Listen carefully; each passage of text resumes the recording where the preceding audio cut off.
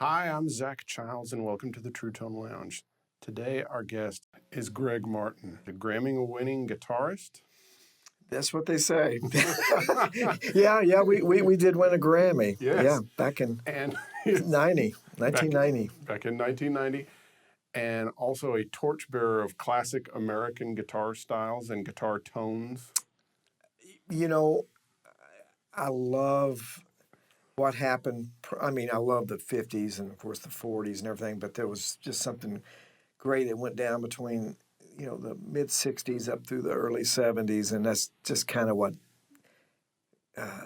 pushes me, I think, And a real musicologist who's had his own radio show for over 20 years called The Lowdown Hoedown. The Lowdown Hoedown. And, of course, he's probably best known for your work with the Kentucky Headhunters, but so much more. I've been blessed. The Headhunters, what's so crazy, Richard, Fred, and I started playing together in 1968.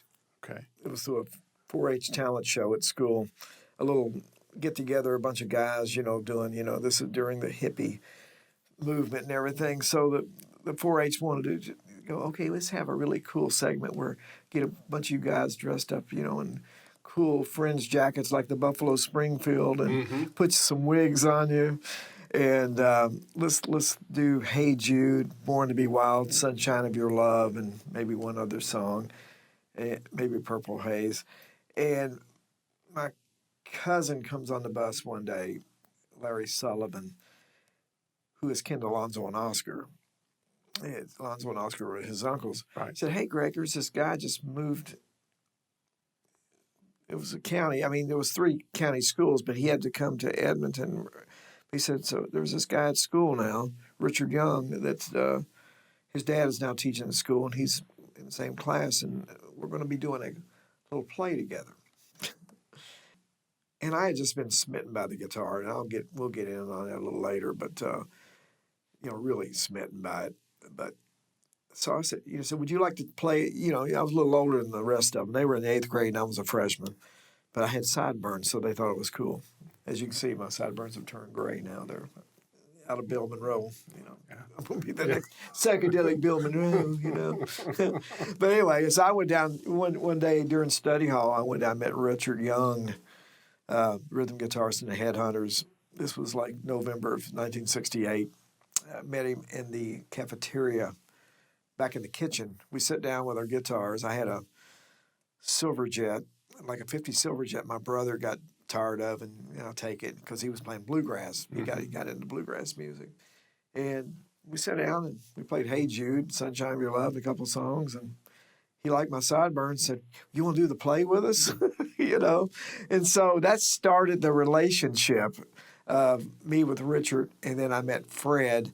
And then we just, like I say, around November 68, we started playing together. This year marks 50 years of our association, Yeah. Now, the Headhunters, if you want to get technical about it, was formed in 1986. But before that, we had different names, Yeah, stuff like Itchy Brother. Itchy Brother, yeah.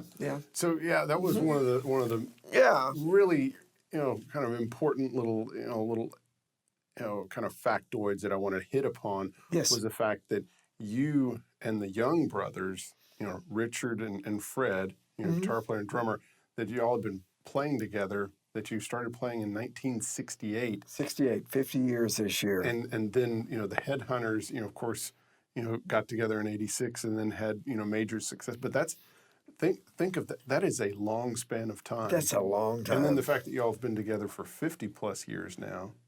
It's amazing. I mean, it's just mind-boggling when you think about it, Zach. I mean, and it's so funny.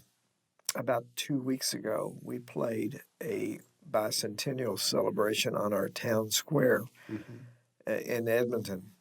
And I was on, while we were playing our set, they did it outright. They brought in, a really nice stage and lights and had a huge crowd. But as I was up there playing, I looked over to my right, and there was an old storefront that I used to work at back in late 60s, early 70s, and when I graduated in 1972, which I did graduate. How's that? And my dad ordered me a 1972 Les Paul Custom for graduation. Wow. And the truck didn't even take it out the house. They found out I worked in town at the store, and they left it at the store. And I was up there playing. I'm going, man, that's where I got my guitar. There was another old store next to us where I bought my first stereo. So there's just so many, when you think back to those pivotal moments, things like that. But, yeah, the Youngs, it is so funny how that even came to be. I was born in Louisville, Kentucky. And Uncle was very musical. He was a songwriter, a country music honky-tonk singer, Wade Martin. He wrote High Steppin' Daddy that was on our first album. And he played all the bars up and down Market Street and played the jamborees and things like that. And then my dad played a little guitar. He loved Ernest Tubb and the Texas Troubadours. He really loved the Short brothers, Leon and Jimmy Short. And he just loved the tone of Jimmy Short's Martin guitar with the, it wasn't a Dan Armstrong pickup, it was an Electromuse pickup. You heard of those? No. They're a pickup out there. Electromuse made a pickup which had a tone control, and he thought that. My dad was a tone freak. He, from day one, he had a set thing in his mind he liked about Jimmy Short's playing. And he loved all of Ernest Tubb's band members. He loved Leon and Billy Bird and all these guys. But there was just something about Jimmy Short he loved. But my dad never pursued music. He had a Martin, but he went the work route.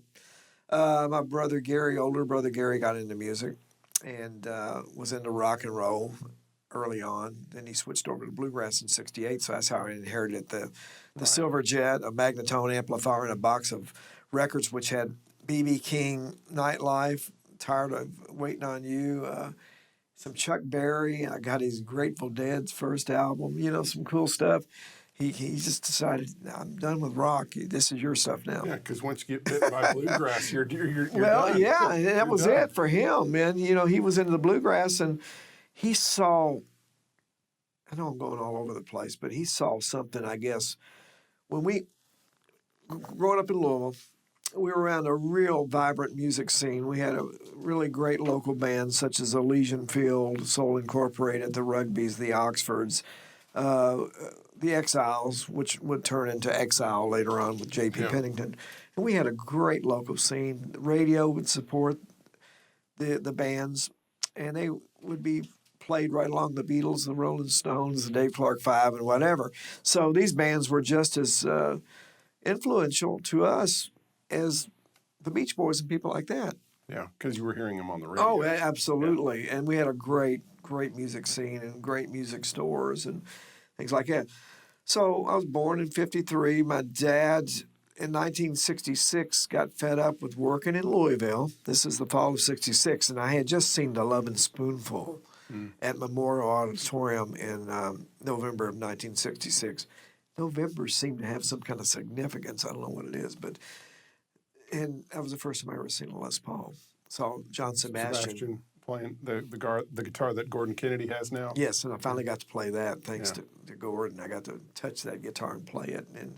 But that was when I saw that guitar, I thought, what is that? That's just so cool. Yeah. Then I saw Michael Bloomfield on the cover of Super Sessions a little later on, and he had one too.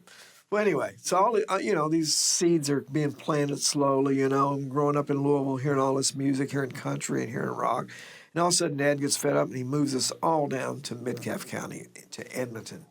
And so there's nothing to do where we moved to. We lived in this old farmhouse for about 7 months out in the middle of nowhere. And the landlord used to call it, you lived in the giggly weeds, or the giggle weeds, that's what she called it.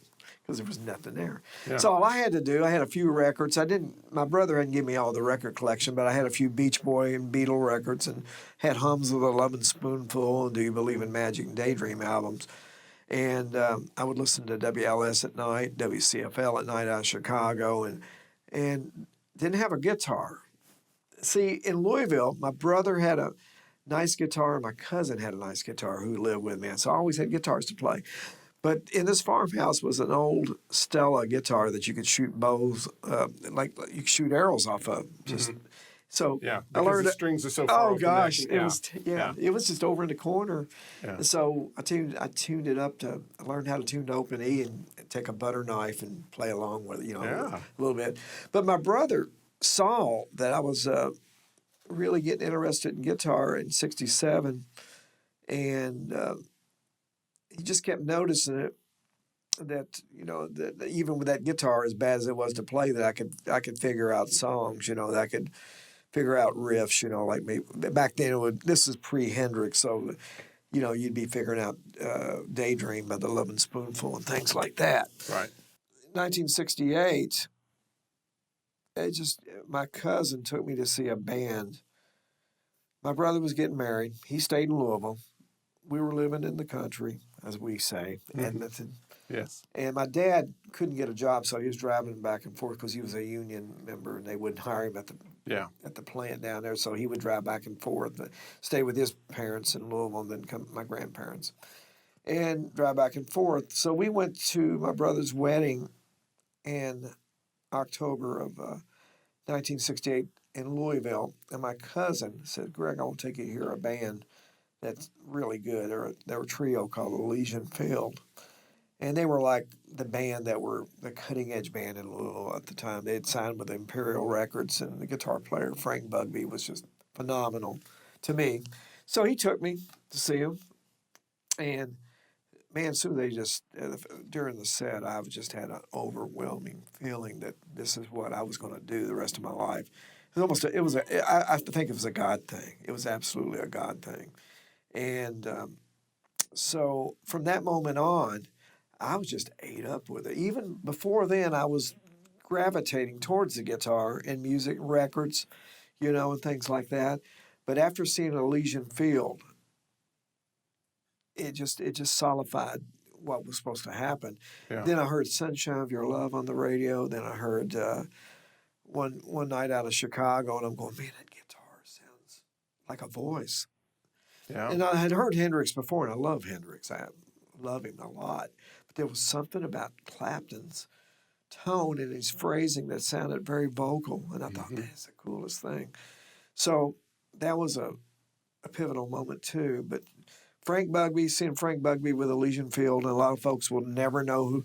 If you go out and find the Elysian Field records, you will never even, didn't sound, because the record company made them do radio-friendly stuff. Right. And actually, Greg Allman cut one of their songs later on in the Hourglass, but still you had to see Elysian Field live to even understand. It was a three-piece band doing the Cream thing. Yeah.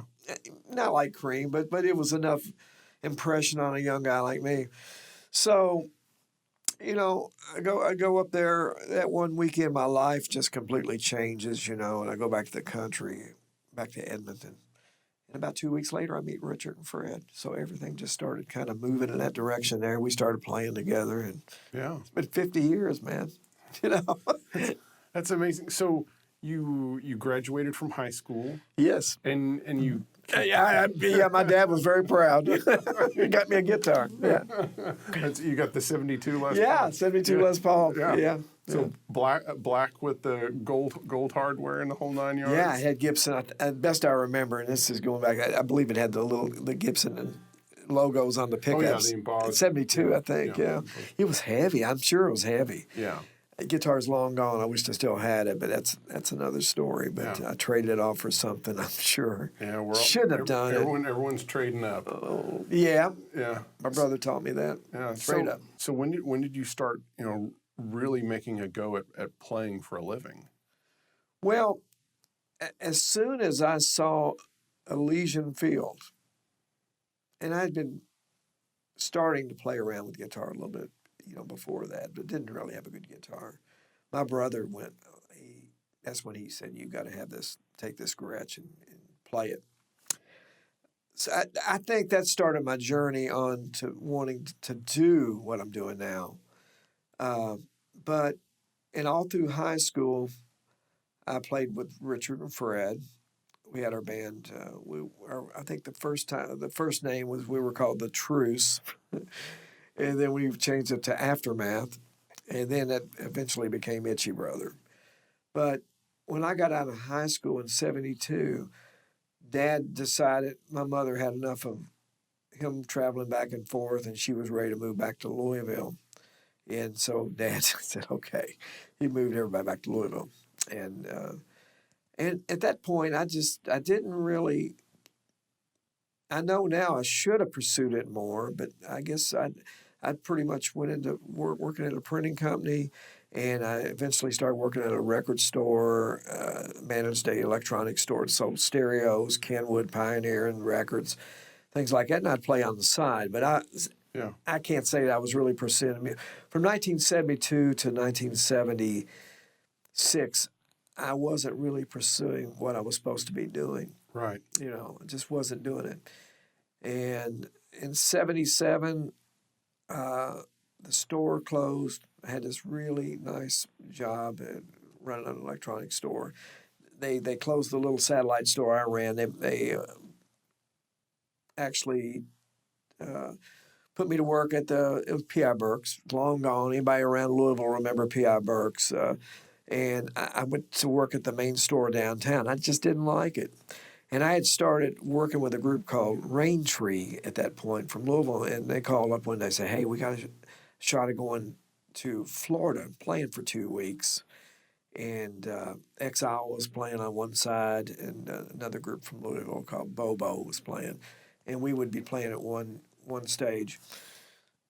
So I just quit my job, and that was it. Right? It's 1977. I said, okay, this is what I'm going to do. Let's just go for it, you know. And then later on that year, Richard called because somebody had quit an Itchy Brother, and I moved back down here to play with them. Yeah. So then Itchy Brother somehow gets noticed by Mitchell, who's working with Swan Song. Mitchell Fox. Do you know Mitchell Fox? I know of him. So Mitchell Fox starts getting you, kind of in with Swan Song, and then what happens? Wow. Well, while I'm with Rain Tree, Itchy Brother somehow ends up moving. This is without me. Richard, Fred, and their cousin Anthony and Tim Speck, they get noticed by a company out of Atlanta, StarQuest Productions, whoever that, I'm not really sure who that is. But there was a gentleman by the name of Tom Long, who you might know, that worked for BMI, ASCAP, and Sony. He come saw the band, and he took the guys down to Atlanta. Took them to Atlanta. And at that point, the Itchy Brother name came to being around 1974 when we cut a little 45. We got back together and cut And where did the name come from? Cartoon character. Okay. King Leonardo and Friends. If any cartoon buffs out there, King Leonardo Friends all lived in Bongo, Congo, which was like this kingdom. And King Leonardo was the king. He was the good king. Mm-hmm. And his evil brother was Itchy Brother. Him and Biggie Rat were always trying to overthrow the king. Okay. So that's where the name came from. So we cut this 45 at this little studio in Burkesville, Kentucky. It was the single was Rock and Roller on one side, and the other side was Shotgun Effie, which was one of the first songs I ever wrote and sang on a record. And sang rather badly, but it was a start, And we released it, just on our own, and gave them away. Nothing really became of it, and I just continued to work at the electronics store, and those guys went on to do what they were going to do, and then they moved to Atlanta in '77, and they came home for a break. And I've already quit in P.I. Burke's by then. I'm like going, I don't know what I'm doing. I don't have any money. I live, but I'd go play an occasional gig with somebody, make some money and whatever. They came home on a break, and I guess the bass player just up and quit. He wasn't going back to Atlanta. He didn't want no part of it. So Richard called me in the fall of '77, said, Greg, Tim Specs quit, and Auntie has agreed to go back to bass if you'll move back down here and play guitar.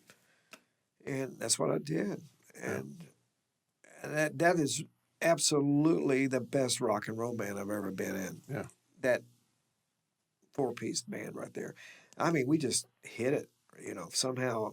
I went and bought me a Marshall, and I grew so fast after we all got back together, all the guys did, the writing.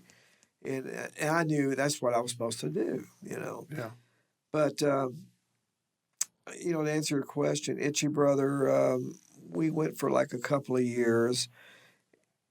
We were trapped on. I lived with Richard and Fred. Their parents put me up. They were so good to me, great people. And we were all trapped on the farm for about 2 or 3 weeks back in the winter of, I'm thinking it was like the winter, early '78. Of course, we were all ate up with Led Zeppelin. And we were looking at it one afternoon. we're looking at a record. And Richard says, let's call Swan Song. Okay, sure, why not? He can do that. I couldn't do it, but Richard can do it. And he called Swan Song. He got the number and called up there.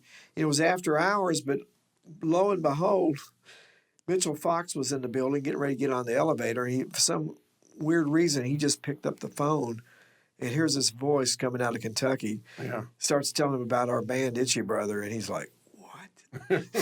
That voice and the story. Yeah. And before long, he agreed to come to Kentucky to watch us play. And he flew down to Louisville in the spring of 1978 when we were playing at a club called Soundstage, and he just fell in love with the band. And then he started trying to help us. But unfortunately, by early '79, lack of funds and this and that, we just couldn't keep it together, And, yeah. So we kind of took a break from it, and then we came back in 1980, early 80, and tried to do it again. But unfortunately, Mitchell, it was not a fault of his, but the disco thing was just so heavy by then. But Mitchell worked for Swan Song, and he actually flew to England, went to Peter Grant's house. And they were all interested, but Peter Grant at the time was really messed up. And he stayed at the house, and he said for like 2 days, he could hear Peter Grant walking up. He had some substance abuse. Yeah. It's well documented. And he said he never would come down and see him. He was just so messed up. Yeah.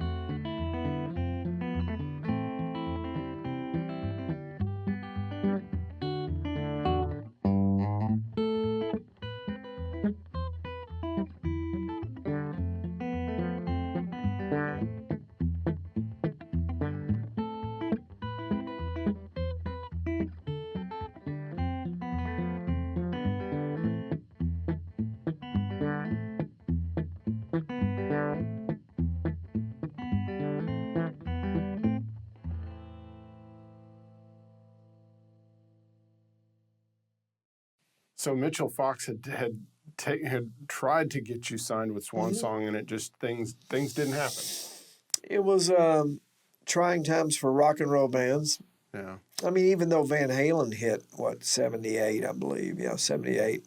When I heard Van Halen come on the radio on KDF, which was out of Nashville. I went, whoa, the games have been changed.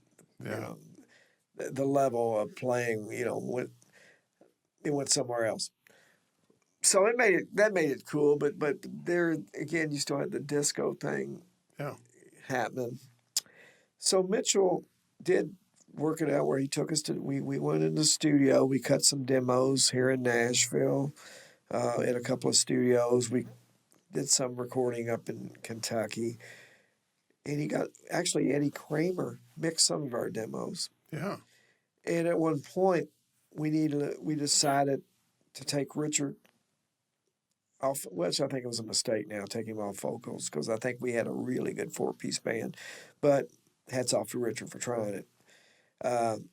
He decided, okay, Journey's out. You need a singer who can sing way up there in the stratosphere. Right. So Eddie Kramer suggested we bring in Frankie Gadler from New York, who was one of the founding members of NRBQ. Right. Because I was thinking, wasn't he one of the NRBQ guys, like in the early days, kind of like almost before, I guess he was there in some of the Al Anderson days, but he was like in the Steve Ferguson, Ferguson. Well, you hit on. What a great oh player. Gosh, that's another cat. We'll talk. We got to talk about Ferguson. Yeah. Everybody needs to know about Steve Ferguson. Anyway, yeah, you're right. Frankie Gadler was in on the first 3 or 4 NRBQ albums. Ferguson was on the first 2, and then on the 3rd album, Ferguson went back to Louisville, and then Al came in. I think it was a brief time where both of them played together too. Yeah. Which I Yeah. think that had to be phenomenal. Yeah. So Frankie came down as soon as they told us. Eddie Kramer suggested bringing Frankie in. We were like, yeah, because we loved NRBQ. Yeah. Just we worshipped NRBQ, and said, let's give it a try. So Frankie moved down from New Jersey or Bronx, where he was living at the time. Bronx, I think. Bronx of New York. And he moves to Glasgow, and we start rehearsing, and we change our style around a little bit, trying to make it a little more radio friendly. Yeah. And we go to New York and do 3 showcases, one at Lone Star, the old Lone Star, one at a place called Trax in Manhattan. And when we did the one at Trax, of course, Eddie Kramer was there, but Gene Cornish from the Rascals was there.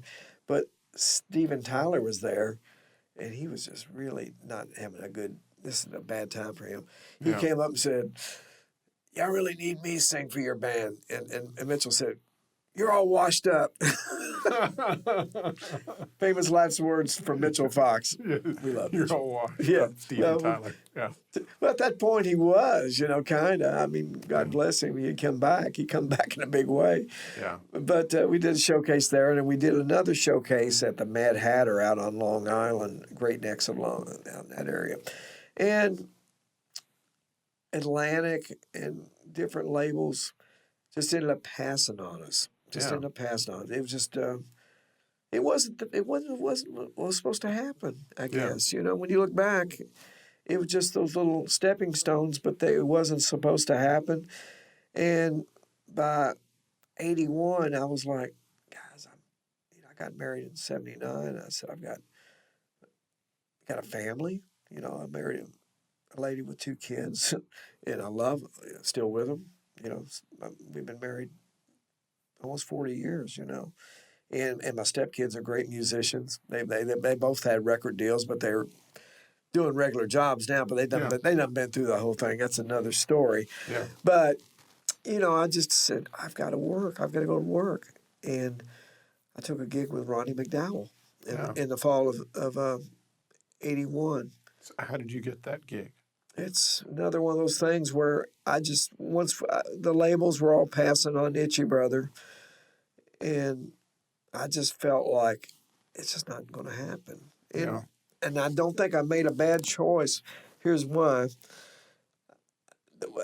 I had played with a horn band after Itchy Brother for a brief period. We traveled, through the South, played in Kentucky. We played in Guantanamo Bay, Cuba.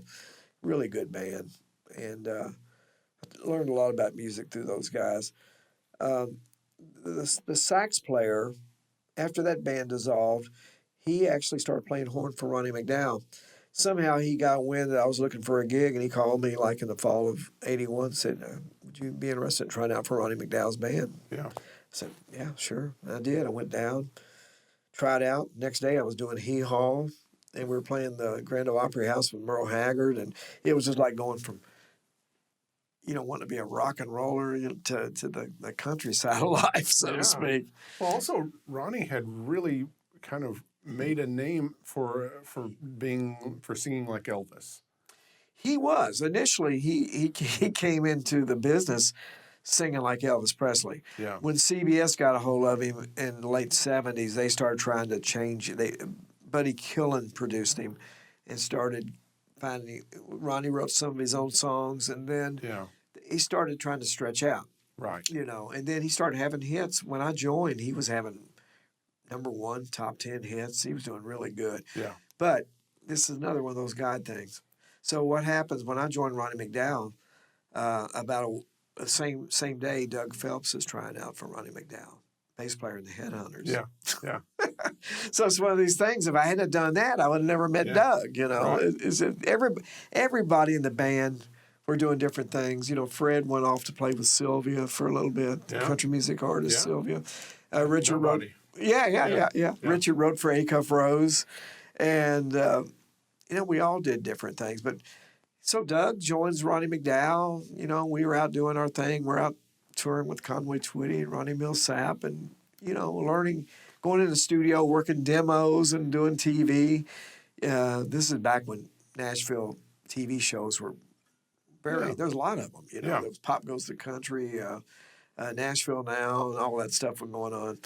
And so we're just doing our thing. Richard's writing for A Cuff Rose, and we've pretty much given up on our rock and roll dreams, at that point. But by '86, I kind of got a thing. I said, man, it'd be fun to get together with Richard and Fred and play some blues or some rockabilly, whatever. And we talked to our cousin Anthony about doing it, and he had just gotten married, and he wasn't really interested. He was pretty much done with it. He said, no, I've had enough of the music. Yeah. But we drug him back in a little later on. That's another story. But so I suggested Doug, who was playing Ronnie. Of course, they were a little reluctant because they didn't know Doug. They come to Richard came to a couple of Ronnie McDowell gigs and checked him out, knew he could play. And Doug was a handsome fella, and they thought, well, let's get together and jam. So we got together in my basement, jammed a couple times. And in March of '86, April, something like that. And that was the start of the Headhunters. Yeah. That's where that took off.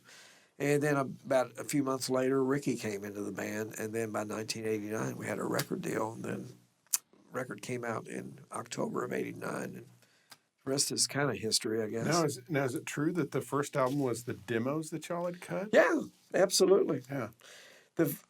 We came in off the road in '88. I believe it was '88. From Ronnie McDowell? Or me and Doug came in off the road when we had booked the studio, the old Sound Shop studio. Yeah. Mike Bradley. And we had done a 45 before that.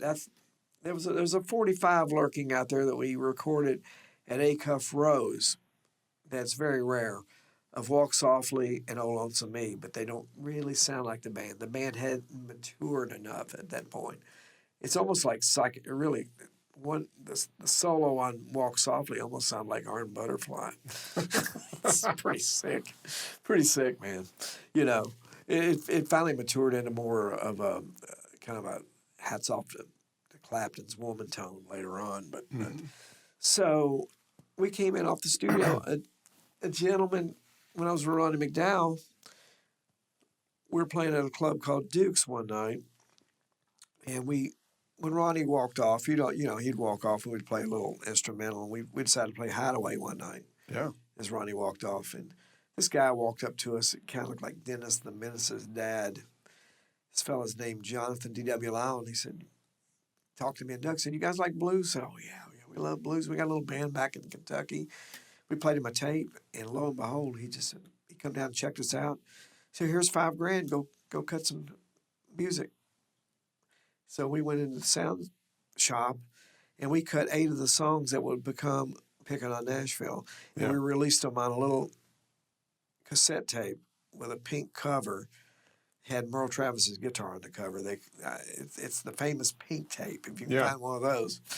And when we signed with Mercury Polygram, and got our advance, we paid Jonathan back. Yeah. He wasn't even caring if he ever got paid. He just liked us. It was just weird how these little things kind of work out, you know? So then you had your demos, which they listened to, and they're just like, oh, that cuts the mustard.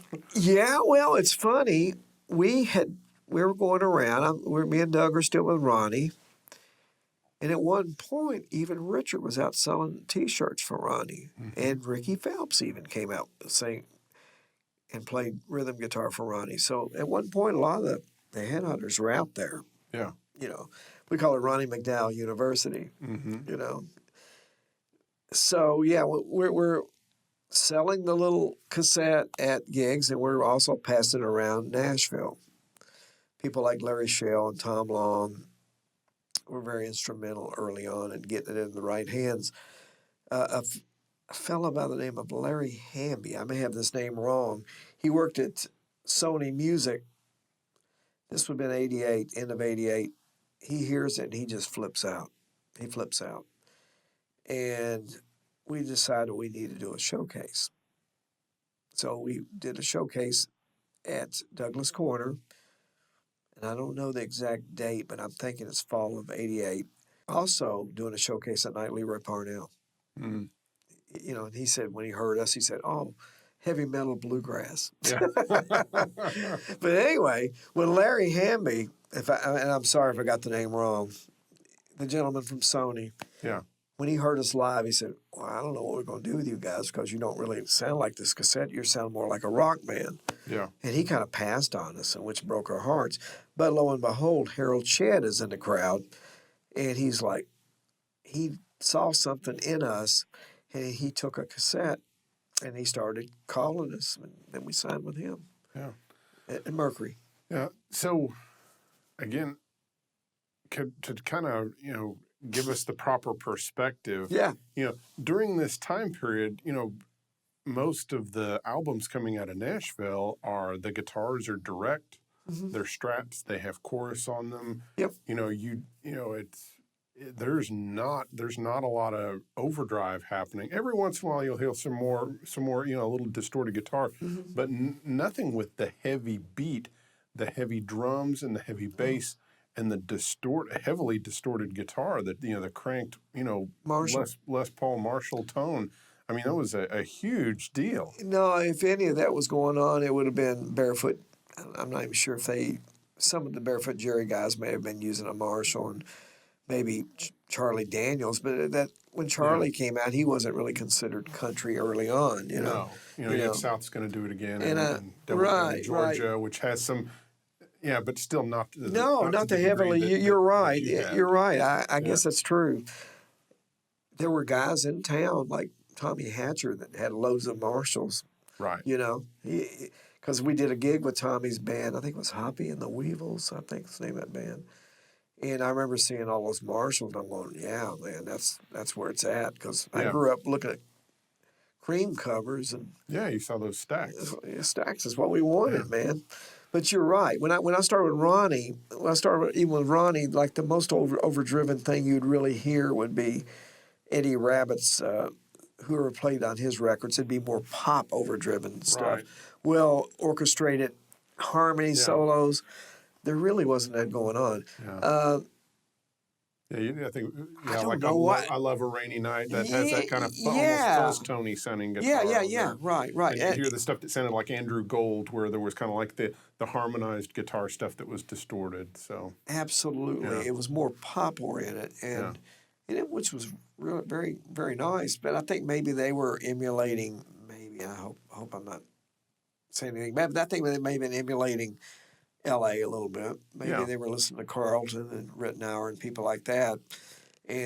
But there were really nice pop records. I mean, really, Rabbit and England Dan and John Ford Coley recorded in Nashville. I think Steve Gibson played guitar and that stuff. Yeah.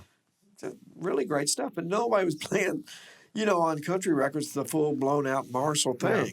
The first thing we did at Acuff Rose, I was using a Mesa Boogie. And I wasn't really getting what I wanted. Yeah. Tone-wise. Nothing against Mesa Boogies. They are what they are. They're great. Yeah. They're really on a clean sound. They're wonderful. You just crank them up and they're great. They're great sound. And sometime in '88, I went to Guitar Emporium in Louisville. Are you familiar with the store? Yeah. Jimmy Brown was the owner. Every week, I'd go up there once a week, and there'd be a pile of stuff in that store that people traded in, or he'd be getting things in. And there was always Marshall stuff there. And there was a Marshall head sitting on the floor, a 1969 Marshall head, 100 watt. And I said, hey, can I try this? Of course, then Jimmy said, oh, yeah, Greg, just take it. Try it out. Yeah. If you like it, we'll trade. And there'd be Marshall basket weave bottoms. I'd be grabbing those, buying them from him for hardly nothing, But once I plugged into that Marshall, I went, oh, yeah, this is cool. But when we went down to do Picking on Nashville, I was going to use the Mesa again at Sound Shop. Mm-hmm. For some reason, we started out cutting skip a rope. I think I started out with that, but then I plugged into the Marshall, and I went, oh, no, this is it. Yeah. This is it. Then I went all full-blown out Marshall. And that head, that 69 head, it belonged to Elysian Field. I found out it belonged to Elysian Field, the band that kind of got me into it, Big influence. So Mark Maselli, actually, he was the guy that took Frank Bugby's place. And actually, I let him profile it, his old head here a while back on a Kemper. Yeah. So. Yeah. Yeah. Comes around. Yeah. He's got his old head back, on the way. And I still got that old head. I love it. But, yeah, you're right. The Picking on Nashville was it was two Marshall heads. It was an old Plexi 68, 50 watt, and the metal front it'd be a mid 69, I guess, because it's got a metal front. And that was the two heads I used on that. Yeah. And the only thing the Mesa made, there's a little scream part on Skip a Rope where it talks about woke up with a terrible scream. You hear the guitar go, yeah. That was the Mesa. That was it. Everything else. Marshall. So from the producer, the labels or anything, they were okay with this. They were, because it was pretty groundbreaking to have, again, that heavy bass, heavy drums, and we produced guitar. Right, and we were producing ourselves. We didn't know honestly, we were just going by gut instinct, and I think that's what producing is all about in some ways. Harold Shedd, hats off to Harold Shedd. Of course, Larry Schell and Tom Long and Mitchell Fox, they saw something in us and got us to. And then when Harold Shedd decided he wanted to take a chance on it, he said, well, we may all be frying hamburgers next week. Let's give it a shot. Yeah. And there wasn't that kind of thing going on out there. We had Steve Earle pushing the boundaries. Right. Copperhead Road, it was, I can't say that was a huge influence on us, but we appreciated it. Yeah. We really did appreciate Steve Earle. I loved Guitar Town and Copperhead Road, Exit O. They're great albums. And there was another back to basics thing with Dwight Yoakam and his band, Pete Anderson. Even though it's not that kind of music, it was just like, hey, let's just play. Yeah. Let's don't slick it up. Let's just play. Amps. No chorus units. Yeah, exactly. No chorus. And chorus units are fine. Yeah. They're good. Nothing wrong with that. I've tried everything over the years. But Harold Shedd, he didn't try to change anything. But there was one when they released "Walk Softly" on "This Heart of Mine" as a video. Some of the stations were screaming, about it. And Harold went in the studio. He said, well, I'm going to go in here and try to remix this and bring the acoustic guitar up. Yeah. There's no acoustic guitar there. And he kept asking Mike, where's the acoustic guitar? I said, well, they don't have one. Right. So he just kind of cut it down a little bit. But honestly, when it just took off on its own and had a life on its own. And when Dumas Walker came out, radio couldn't stop it at that point. People liked it, and that's what you want. You want to connect with the general public, you know. Yeah. Because there's a lot of back in those days, there was a lot of number one records that were number one, but they didn't sell records. You know? Right. What predicated that is like every station would be on a song, but they could be not selling records. So, by the grace of God, we sold a lot of records. You know, we're very lucky early on to do that.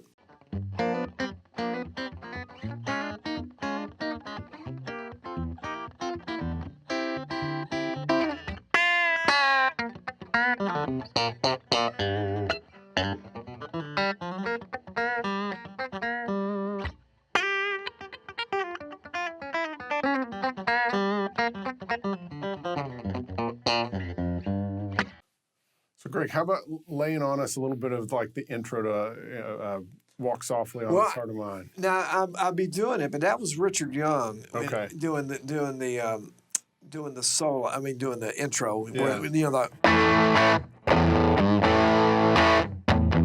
with a Telecaster. Yeah. That he actually got from Terry and Steve Warner. Okay. That's right. I think I'm out of tune a little bit, but sounds like a natural chorus unit, guys. Just detune and you got it, you know. But yeah, of course, what it was on the solo, solo. Now, everybody thinks it was a Les Paul. It was the Marshall. Yeah. But it was like a '59 refinished Strat body with EMG pickups. Really? Yeah, you know, the solo of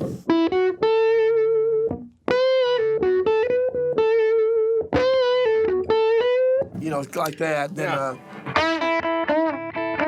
getting the Chuck Berry thing. Yeah. I'll try not to, but it was really a Strat. That's what it was. Yeah. Richard did the intro with a early '60s Telecaster that he had gotten from, which was a lucky accident. He got it from Terry and Steve Warner. Yeah. You know, and then I picked up this. I walked into a music store in Bowling Green, Kentucky, one day, and there was on the floor was a brown case, and I opened it up, and there was a stripped down slab board Strat. And I bought it for like $200 and had Lay's guitars up in Akron, Ohio, refinish it, and I thought, oh, Steve Lukather there, he's got the cool sound these days, so I put some essays in there, EMG essays in it. Yeah. Yeah. So did you just roll the tone down on it? Yeah. Oh, yeah. It sounds. Yeah, to give it, because it sounds more like a Les Paul than. Right. Yeah. What you do, as everybody knows, that goes for that sound. You just the woman tone. You just roll this back and go.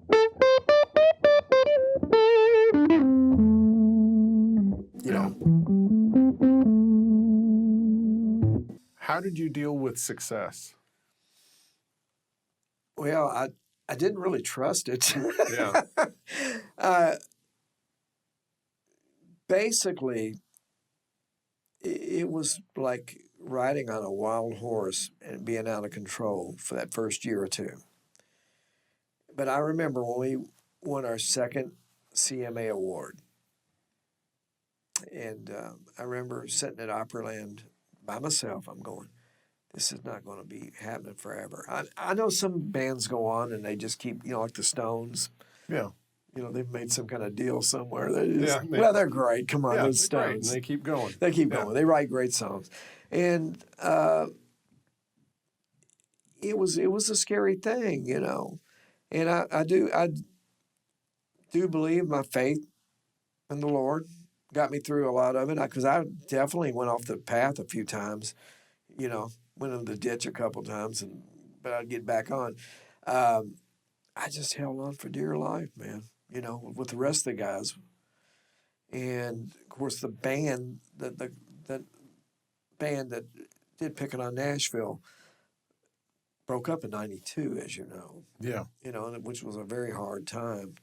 And at the end of '91, we were all worn out. We had rushed in, done a second album, Electric Barnyard, which did well.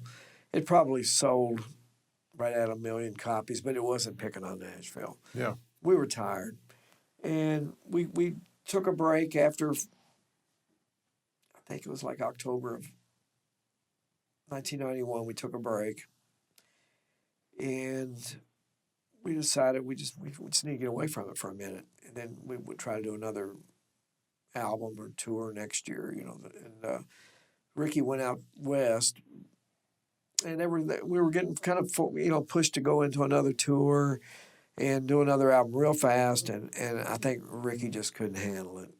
Ricky Lee Phelps, and then June of '92, that was it. It went boom. It was gone. I went, okay. Yeah. That was the end of it. And it was heartbreaking, you know. I'm not going to lie to you. It was heartbreaking for all of us, Yeah.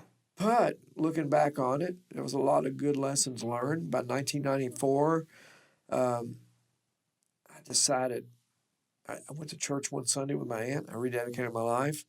And I got a better perspective on things and said, you know what? There's a lot more to life than just success. Success is, if you love playing guitar, if you love working on cars or whatever you do, you just do that. You'll do that whether you're making money or not. And by the grace of God, we are still doing it. In the beginning, like say Doug and Ricky went off to do Brother Phelps, if you remember. I do. And they only went for like 3 years, and I think Ricky was just fed up with the business of it, and he pulled the plug on that. I think that's what happened. Yeah. And then Doug came back with us. Yeah. But Ricky, I love Ricky. We're very close friends. I mean, I was aggravated in the beginning, you know. Yeah, I think I was thrown off when I heard Brother Phelps come out. It's like you heard their big first singles like "Let Go." Let Go, yeah, with Albert Lee. I think. Yeah, had Albert Lee playing string bender stuff all over it. Sure. And it was it was a great tune, but it was such a departure from the sound that they had helped establish, that y'all had established. Yeah, together. Yeah, it was, and I think that may have been intentional on their part. And really, what happened at the early Headhunters, the big part of the sound was me and Richard and Fred coming up from the rock and roll side, rock and blues, where Ricky was more into bluegrass and folk music and country. He was into rock too. When we put that all together, it made a really interesting psychedelic country thing. I don't know what it is, but people connected with it. When they went off to do their own thing, they did intentionally, I believe, go to a more country deal. Yeah. Let Go is a great song. Dickie Brown, I think, wrote that. Great song, but it was different. But anyway, how to deal with success. It, really, probably not really well, early on. I wished I'd done some things different, because, gosh, man, when it hit in 89 and 90, it was just like out of control there for a minute, What would you have done? You can't go back, but what would you have done different if you could? Oh, if I could have done different? Yeah.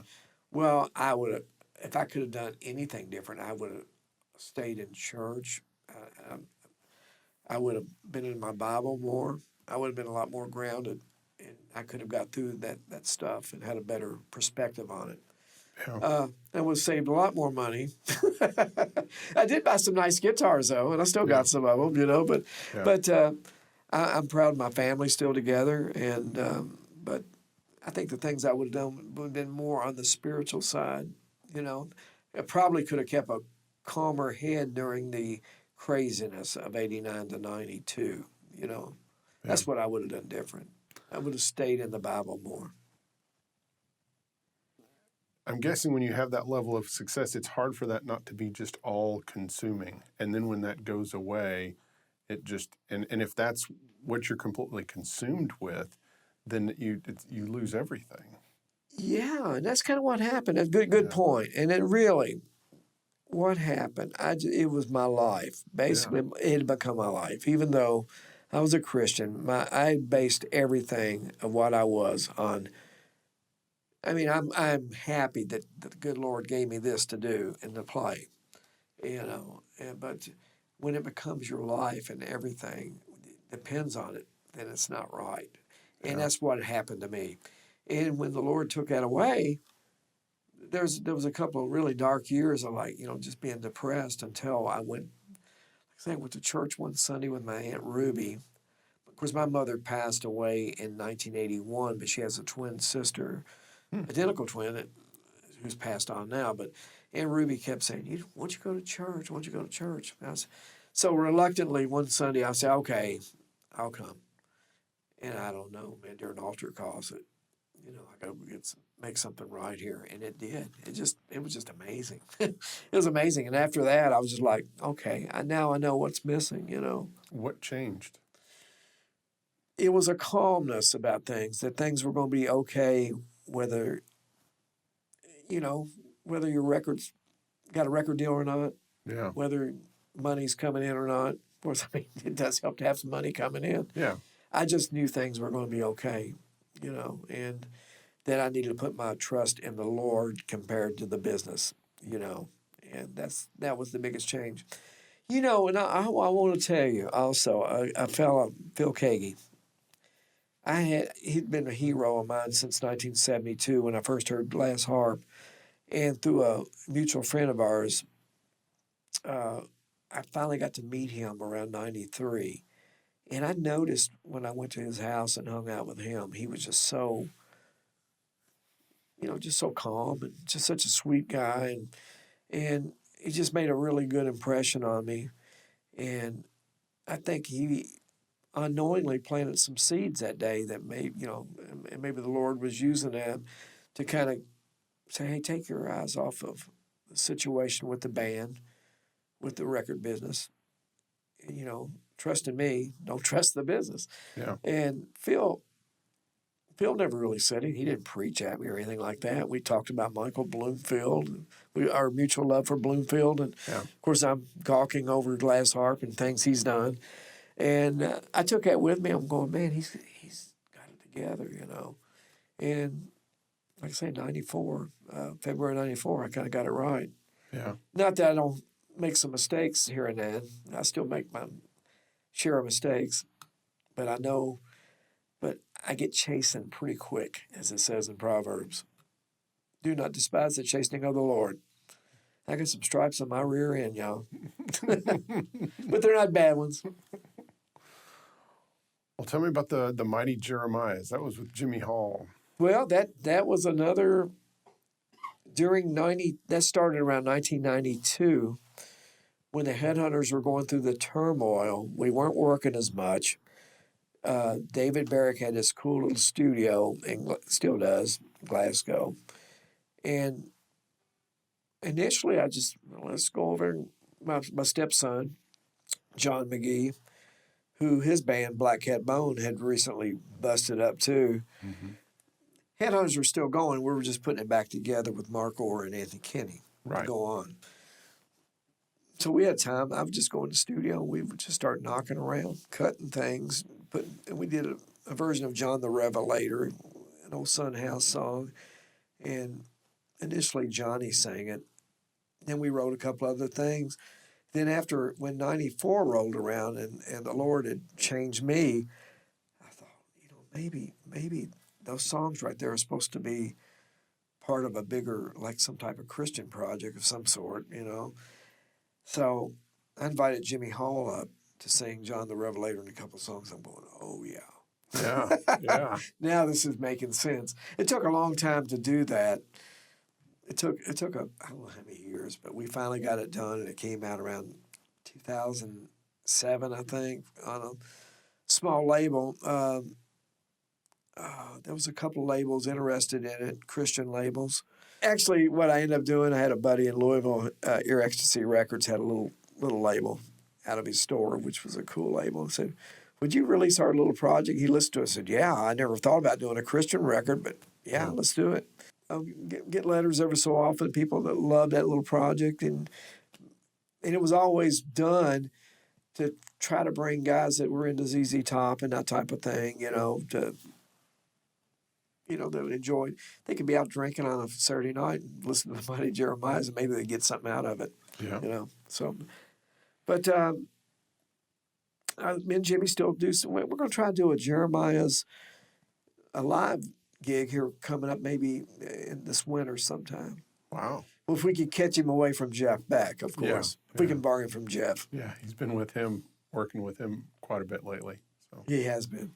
yeah. Fun project. And actually got Phil Kagi played on Amazing Grace on the project, which was a thrill to have Phil on. I had, of course, Jimmy Hall. I've always been a fan of Jimmy. And who else on that? Bonnie Bramlin. Yeah. And it was a fun project. I still got a few copies left, just a few. I ended up printing it up. I just gave them away pretty much. Yeah. Then you also had Rufus Huff.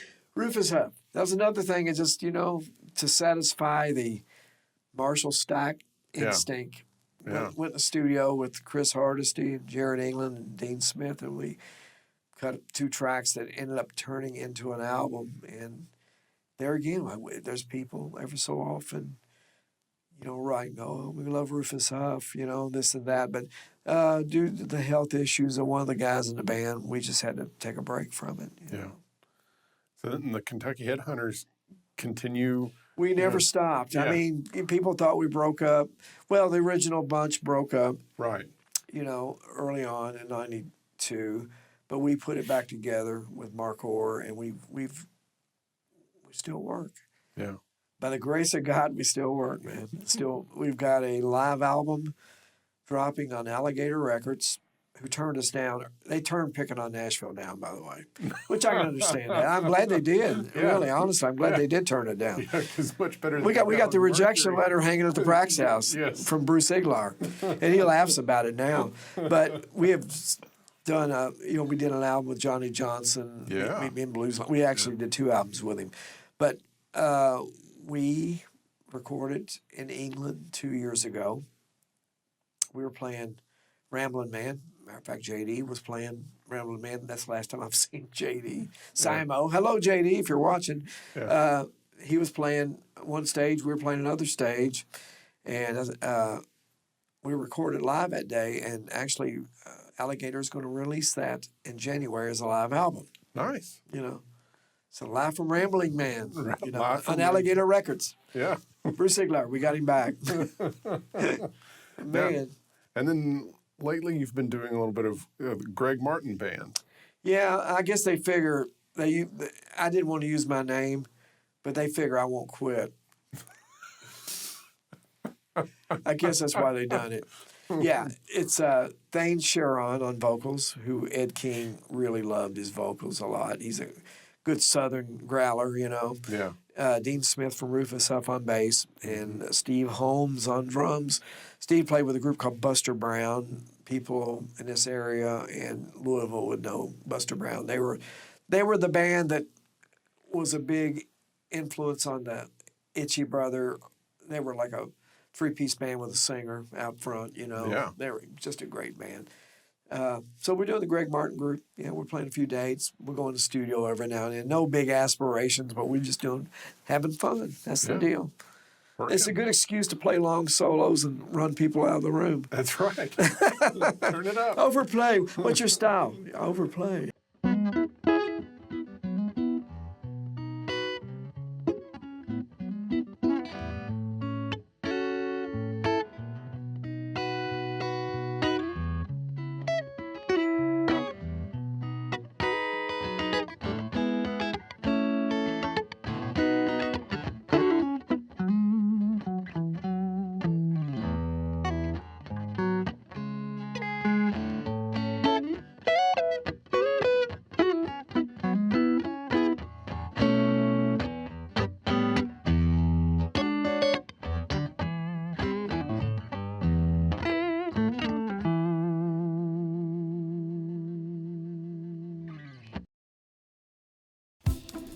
Hey folks, Bob Weil here at Truetone. Hope you're enjoying this episode of the Truetone Lounge. And if you like it, and if you're getting addicted to the lounge, please hit that YouTube subscribe button.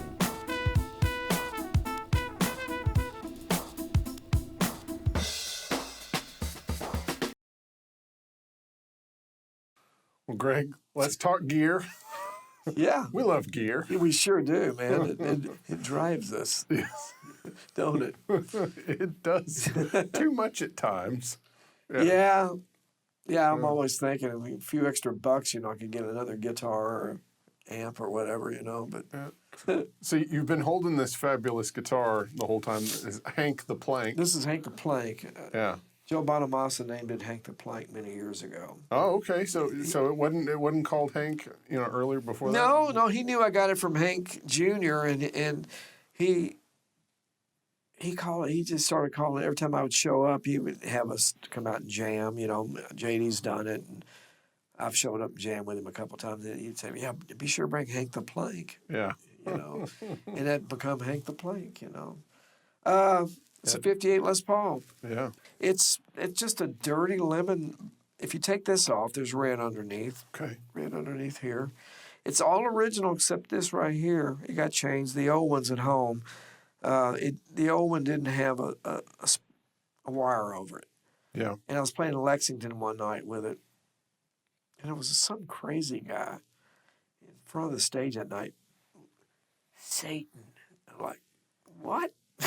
I don't know what Satan rocks or something. I'm like, okay. And I broke a string about that same time, and the thing fell out. Yeah. But he was kind enough to give me the saddle back. He gave you the saddle Yeah. back. And then I changed strings. And I went home and I found this Yeah. 60s. Yeah. I don't know why I brought that up, but I never will forget that crazy guy. Satan rocks. Okay, thank you. Give me my saddle. So anyway, Tell us the Hank story. the Hank story. Well, in 1988, Doug and I were playing with Ronnie McDowell. We were playing in Jackson, Mississippi. We were playing outside fairgrounds on a pretty big stage, but it wasn't the big Coliseum. But in the big Coliseum, Hank Jr. was playing. Yeah. Well, during our show with Ronnie McDowell, there was a gentleman who had long hair watching us, and he walked up to us and said, "Hey, man, you guys play well." I said, "I'm Hank Jr.'s guitar tech." It was Bud Phillips. Anybody know Bud Phillips? I think he works at the Opry House now, maybe. I'm not sure what but he was the guitar tech for Hank Jr. at that time. And so he invited me and Doug over to the show. So we walked over and got on the side of the stage in his little station and watched Hank. And somebody was playing Dino. It could have been Dino Bradley. I think Dino went out and played with him every now and then. It's either Dino Bradley. I don't think it was Animal Turner, but somebody had this guitar on stage. And I remember going, wow, that's a real 58. Back then, you just didn't see 58s that often. I think now with the internet and these vintage stores like Carter's and Gruen's, we see them. And we got friends that have them. And we get to see Gordon Kennedy's every now and then and stuff like that. Yeah. But I saw this guitar and I was like, wow, that's really cool. That's a real 58 Les Paul, And that was pretty much it. Maybe at the time we were working on a record deal, I don't know. But lo and behold, when we released our album in '89, in early '90, we get offered a tour with Hank Jr., the Lone Wolf Tour. It's a good match. Yeah. Oh, yeah. It really was, Yeah. And there's that guitar again. It pops up. I think Animal was playing it. And, Animal, I know one night I saw Animal throw this guitar to Bud Phillips through the air. Whoa. Bud caught it. I thought, oh, my God. What? But it was 89. Come on, man. Or 90, things were wild, Yeah. So anyway, we were getting ready to go shoot a video for Oh Lonesome Me, which really didn't have a Les Paul on it. It was really a Strat and a wing bar, But I asked Bud if he would ask Hank if I could borrow the guitar to use in the video. Hank was kind enough to let me use it. So we were going to split from the tour and be off from them for like a few weeks. And they let me take the guitar. And I did. Well, used it in the video, but then when I finally plugged in the Marshall, I go, oh, God. Now I get it. Now I get why I can't get those tones, that I hear. There's just a warmth about this thing. It's like the high end is not quite as prevalent. It's there, but it's a very nice high end. And I went, oh God, this is it. This is pretty much it. This is what I was looking for, And I kept that. I had this guitar the whole summer because we were all we did the spring part of the tour, and we were going to do the fall part of the tour later, and so they just let me keep it, take it out, and I took it out with the Headhunters, used it. So we were playing Starwood in end of 90, during his birthday bash. And it was the Headhunters and Hank Jr., maybe somebody else on the show too. And I took it back. So I knew I had to give it back to him. I took it on the bus, said, man, I love this guitar. It's a great guitar, and I appreciate you letting me use it. He said, surely you can afford one of those now. Of course, they're always just out of reach. Yeah. I said, no, I can't. I can't. Somehow during the conversation, he said, just take it, keep it. And we ended up doing a little swap, and I've had it ever since like the end of 90, And last time I saw him, he said, I hear you still playing that guitar. I said, yes, sir. I'm not getting rid of it. That's my guitar, Yeah. Oh, it's your guitar, but whatever, Yeah. Through you. And it did belong to Ed King at one point. Yeah. Ed King originally got this guitar on a trade. We think a gospel group had it because on the case it's got a king's crown. Yeah. Kind of like that you would see associated with Jesus, And somebody had found, and keeps saying, we think it came from a gospel group. And then Ed King traded. He already had Red Eye, so he put this up for sale at Gruen's. And I've got a picture of it in the case at Gruen's. And the other Les Paul in the case with it is the guitar that Paul McCartney bought. Oh, the left-handed. Yeah. So Ed sold it to Hank Jr., who was doing Dino Bradley was working there. And he sold Hank a gold top, this, and a dobro, maybe a steel body dobro. And I think Hank liked the gold top better. He was more into the gold top. So he basically on the bus at night, he said, take it, keep it. And he just pretty much, I think I gave him a couple of things for it, but it was pretty much from him. That's the reason that's Hank the Plank. Yeah.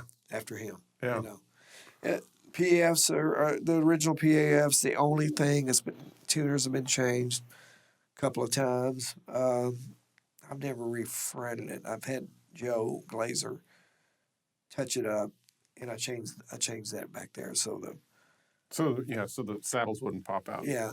I wouldn't have to deal with Satan Boy handing it back to me. Well, let us hear a little bit of it. Go through the different pickups. I don't know if it's in tune or not, y'all. I wonder if I should tune it first. Here, let's tune it. We'll start with the. This is just the bottom pickup with everything turned.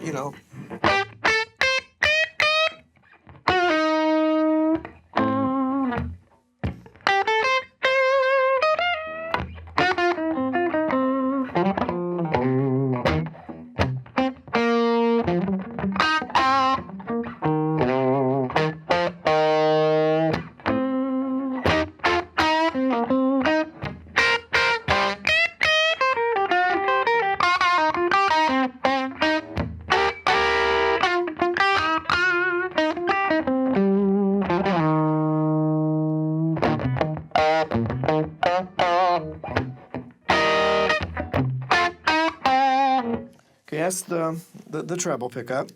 Middle position.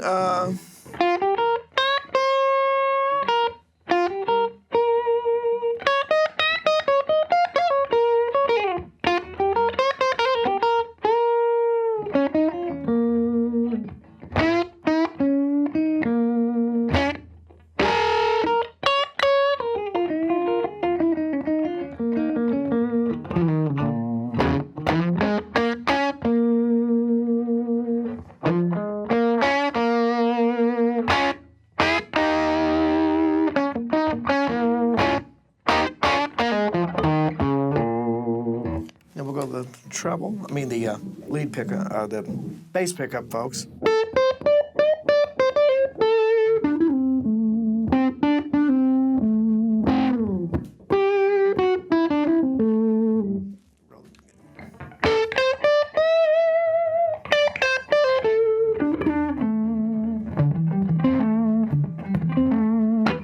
You know, basically that's the tones of it.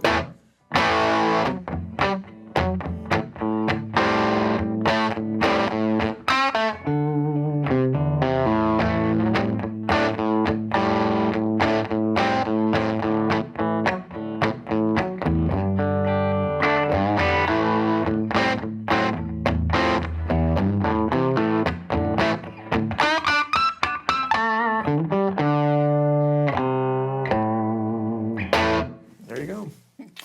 That's basically what it does. You know, And it does it well. it does it well. It's always interesting to hear the chirp on top. Yeah. Yeah. Yep. Especially on the bridge pickup, you hear it. Yeah. You mean the?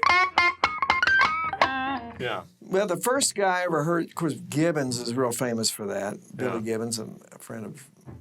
Do you know Gibbons at all? Yeah. I mean, I know he's playing. I don't know Have you ever met him? No. Oh, okay. Well, Yeah. you need to know him. He's a cool Yeah. guy. He's really associated with that. But the first guy I heard do that was either Leslie West or Roy Gallagher, you know. And then, you know, I'm like, hey, man, how are they getting that stuff, you know, Yeah. which is just basically pinching, you know, Yeah. pinch harmonics, you know. Yeah. You know, but yeah, he comes through real nice on this thing. Yeah. Really good. Yeah. And we're using our 59 Harvard for you to plug into today. Man, that's a great amp. That right there. And what's the volume on? The volume's It's just probably like on 4 or something, 4 or 5, something like that. Yeah. that thing sounds great. Yeah, if you crank it up about 7, you're probably gonna get into mountain territory right Yeah. there. Tell us about this Strat. 57 Strat, beat up, and it wasn't quite as beat up, but there's a reason why it's beat up more. I'll tell you in a second. This guitar, went to see Anson Funderburg one night. Oh, man. Anson Funderburg and the Rockets. Yeah. Great. One of the best blues guitarists ever was. And saw them in Louisville one night, and I'm going, whoa. And I had a 58, but I noticed he had a 57, 56 Strat, you know, the brown, Yeah. you know, two-tone. And I walked into Guitar Emporium one day, and on the floor, this in the tweed case, open, and I'm going, Jimmy, where'd you get this? He said, oh, Greg, we just traded it. We just traded it. You just got it. And I said, can I trade my 58, which was cleaner? Yeah. Oh, yeah, sure. You know, I picked it up and went, oh, yeah. Yeah. So I just traded even. I traded the 58 for this. I got it from Jimmy Brown. And this has been on Rave On, the Johnny Johnson album, you know, different things. I've used it Yeah. a lot. Okay. Somewhere around 2000, 2001, I come in off the road. We actually had a local gig. We ended up with a local gig for a corporation in Glasgow on a Saturday, I think. But we'd been on the road for like 2 or 3 days before that, and I was just tired. But I was working on the Mighty Jeremiah project. Mm-hmm. I was actually working on a song called Wicked Ways in the studio at Barrick Studio with this guitar. We had this guitar, we had a great session, you know, plugged it right into the Marshall. I was just going, God, what a tone. It just worked.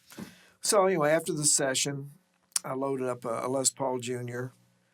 and this guitar in my van, and I went home. And of course, I get out of my van. I didn't lock the doors. I went and sat on the couch to watch TV.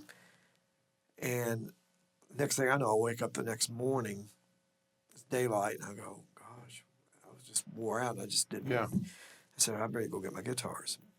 Well, I go out. First thing I do, I go out, and there's a little alligator case that the junior's in. I noticed it was unlatched, but it was closed. I'm going, now why would I do that? And then I noticed, okay, where's my Strat?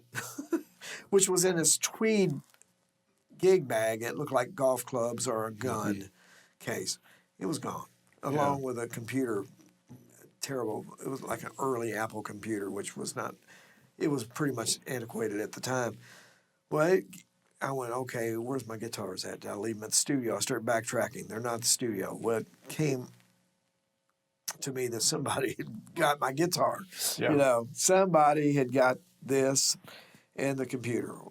So immediately, you know, I started calling music stores in Nashville.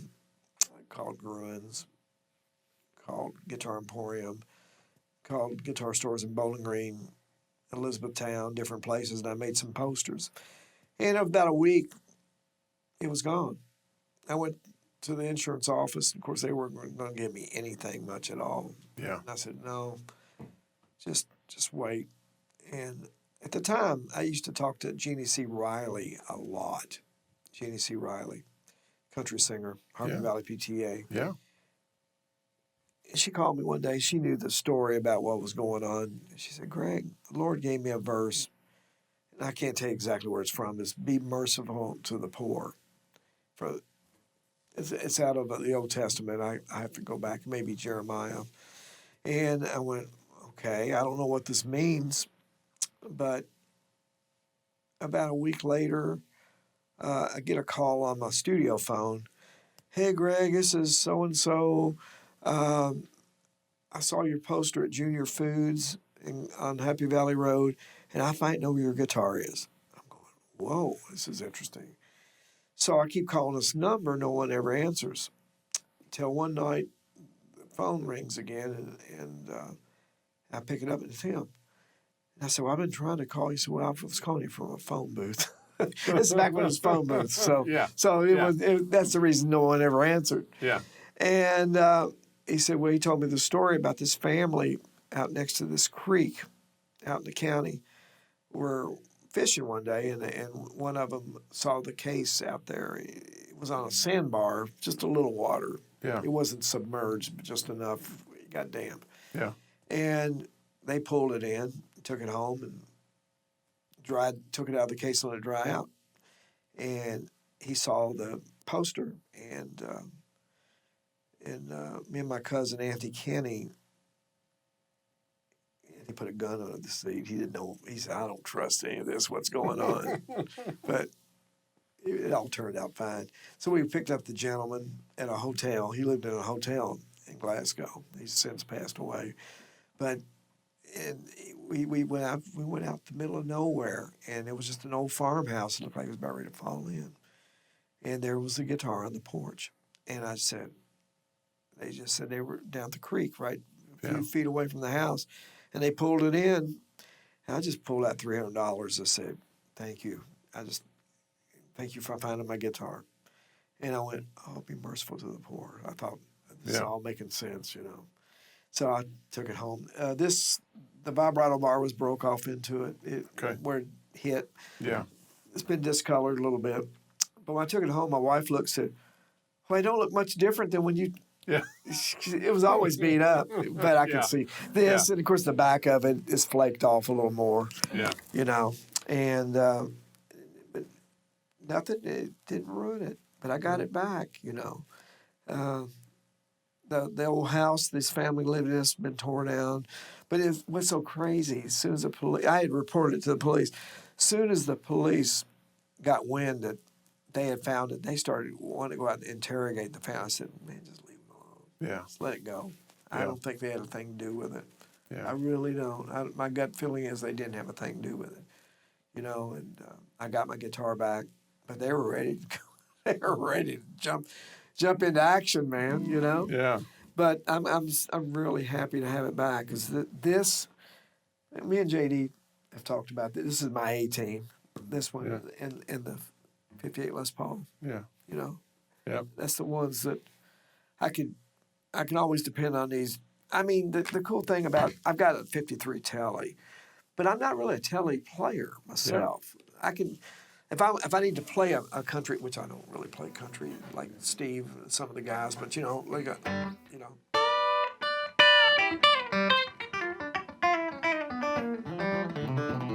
You can get that nice little thing out of there.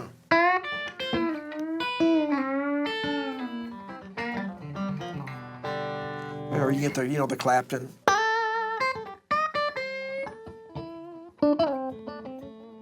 Or the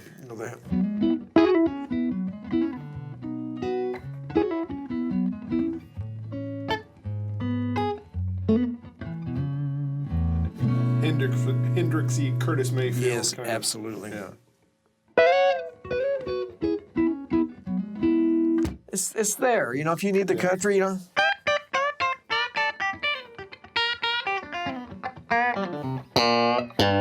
It's there. It's got some nice snap on there. It's got a good snap, yeah. And I've got like the 53 telly I got's a nice one too, but I can get just about as much snap out of this, you know. Yeah. And I love his guitar. Tell us about this Ventura that looks like a Dan Armstrong. Yeah, well, this my buddy Doug Cook, who, if you've been around Nashville, Doug Cook, I don't know which.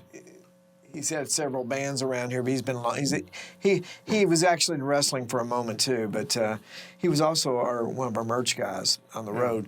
So he goes on the road with us sometime a few years ago, and we're playing over around Memphis. He goes to a pawn shop one day, and he found this guitar in the pawn shop, and he talked the guy into letting him bring the guitar back to the bus, to the gig at night.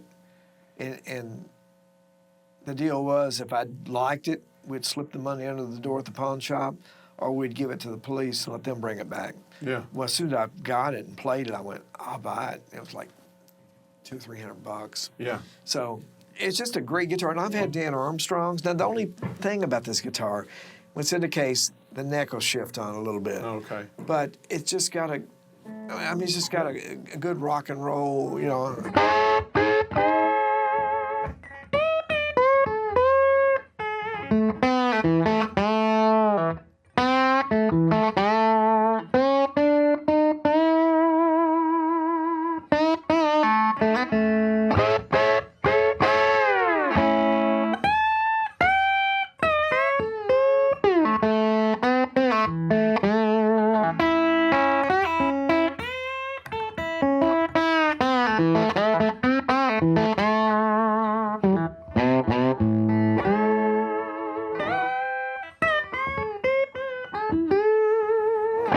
I mean, it's that kind of thing.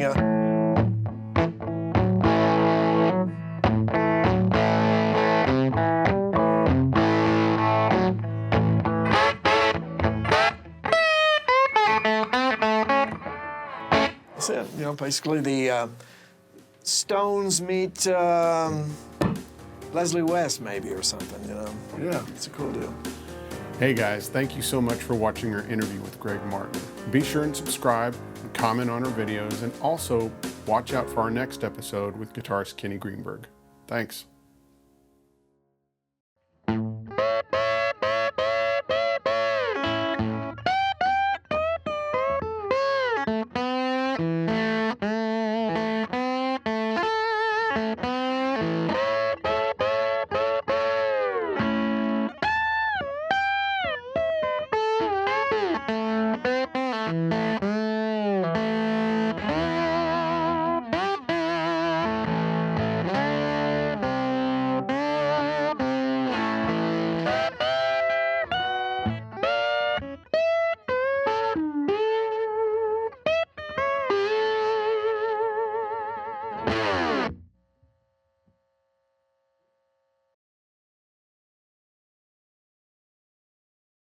Thanks for watching the Truetone Lounge. Make sure and subscribe so you never miss an episode.